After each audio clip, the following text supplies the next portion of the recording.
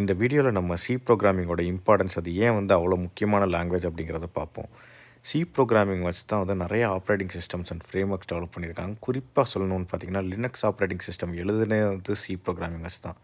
அதுக்கப்புறம் பார்த்தீங்கன்னா அதுக்கு முன்னாடி லினக்ஸுக்கு முன்னாடி இருந்த ஆப்ரேட்டிங் சிஸ்டம் யூனிக்ஸ், அதுலேயும் வந்து பிஎஸ்டி அந்த மாதிரி வேரியன்ட்ஸ்லாம் பார்த்தீங்கன்னா சி ப்ரோக்ராமிங் வச்சு தான் எழுதியிருக்காங்க. விண்டோஸ் வந்து மெஜாரிட்டி C++ எழுதுனால முக்கியமான கர்னல்ஸ்லாம் பார்த்தீங்கன்னா சி ப்ரோக்ராமிங் வச்சு தான் எழுதியிருக்காங்க. அப்புறம் மேக்ஓஎஸ் பார்த்தீங்கன்னா ஆப்பிளோட ஆப்ரேட்டிங் சிஸ்டம், இதுவுமே வந்து சி ப்ரோக்ராமிங் வச்சு தான் எழுதியிருக்காங்க.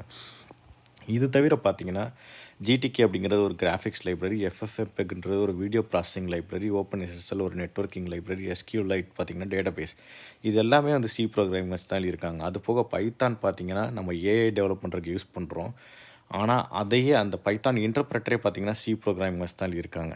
இதெல்லாமே ஏன் சி ப்ரோக்ராமிங் வச்சு எழுதுனாங்கன்னா சி தான் வந்து ஃபாஸ்டஸ்ட் ரன்னிங் லாங்குவேஜ் ஹார்ட்வேரில்.